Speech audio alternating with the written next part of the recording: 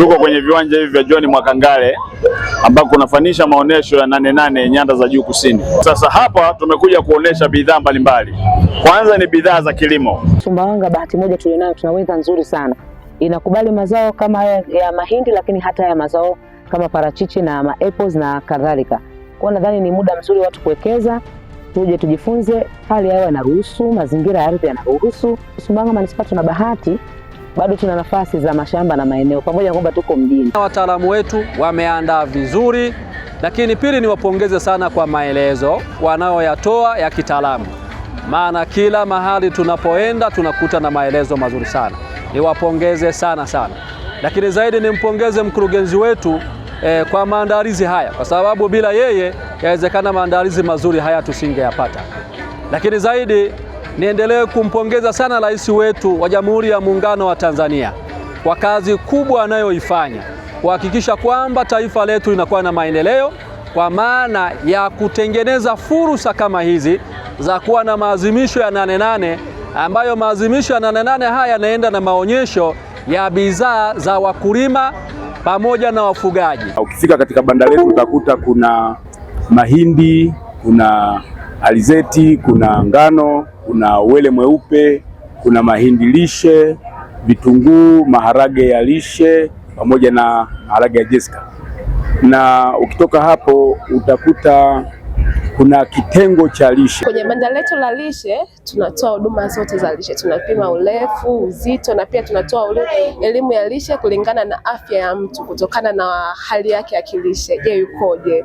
Hali yake ya kilishe inasema nini kutokana na ulaji wake na mtindo wake wa maisha. Tunasisitiza sana wananchi, katika kila mlo lazima kuwepo na mboga za majani zilizo nzuri ili kujenga afya zetu. Uyoga tunaolima ni uyoga salama ambao ni kwa afya za watu unakuwa unakuwa vizuri.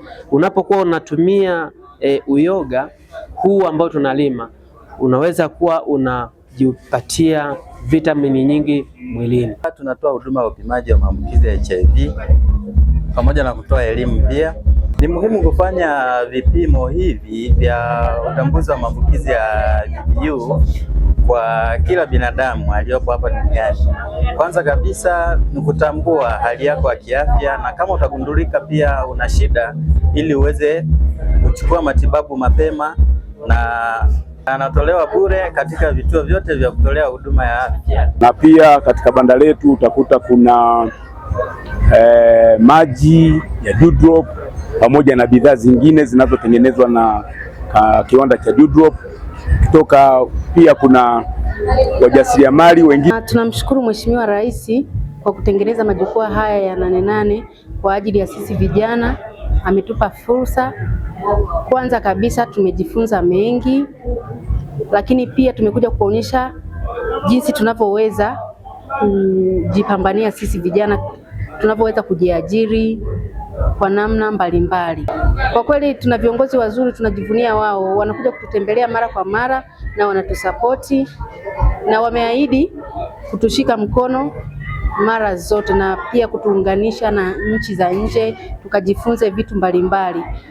Kwenye maonyesho haya tumeweza kujionyesha bidhaa zetu ambazo tunazifanya sisi kama wajasiriamali, lakini pia tumepata kuweza kutembelea mabanda ya wilaya nyingine, mikoa mingine, kujifunza ni namna gani wao nao wanafanya bidhaa zao, wanatengeneza bidhaa zao. Nimejifunza kama wenzetu wanavyofuga ng'ombe wa maziwa na namna ya kupandisha kupata mbegu bora za ng'ombe hao wa maziwa.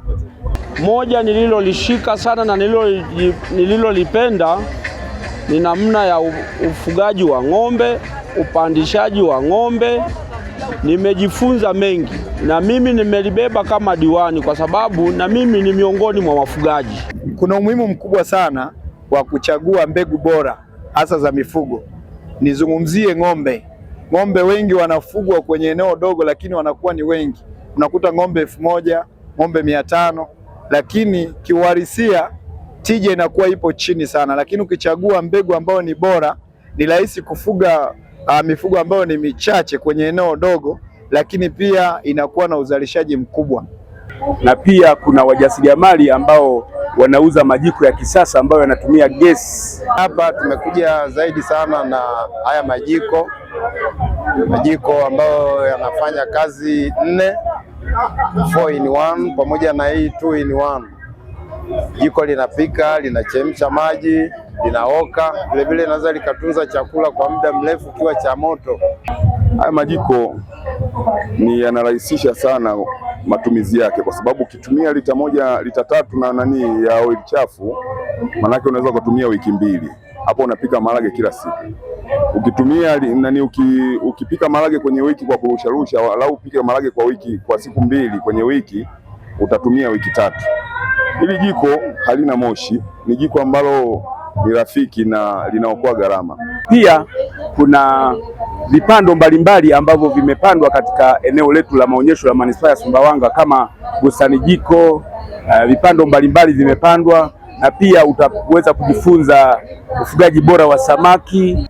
Tunawafundisha wageni wetu mbalimbali namna gani ya ufugaji wa samaki ulio bora, na ufugaji wa samaki una faida nyingi sana ambazo mtu anapokuja kutembelea tunamuelimisha na kumshawishi aweze kwenda kufuga nyumbani, kwa sababu ni kitu ambacho hata akiwa nyumbani anaweza akakifanya. Ukiwa nao samaki nyumbani kwako ni rahisi sana kuboresha afya ya familia, kwa maana ya kwamba wanaweza kujipatia kitoweo wakiwa nyumbani hapo na kina protini ya kutosha. Kwa hiyo tunaamini kabisa wanaweza wakatengeneza afya ya familia ambayo iko bora. Lakini jambo jingine ni chanzo kizuri cha kipato, kwa sababu samaki wana soko zuri na wateja wako wa kutosha. Elimu tuliyoipata tutaenda kuunganisha na wengine ili tuwafunze zaidi kupitia mafunzo tuliyopitia. Tutawashauri kwamba sisi ni wakulima wadogo, tuongeze jitihada kwa ajili ya mafunzo haya tuliyopata. Kwa hiyo tunaongeza jitihada kwa ajili ya kulima mazao ambayo yanaweza akatuletea tija. Majukwaa kama haya yana umuhimu sana kwa wakulima, wafugaji na wote walio kwenye mnyororo mzima wa thamani katika tasnia nzima ya kilimo.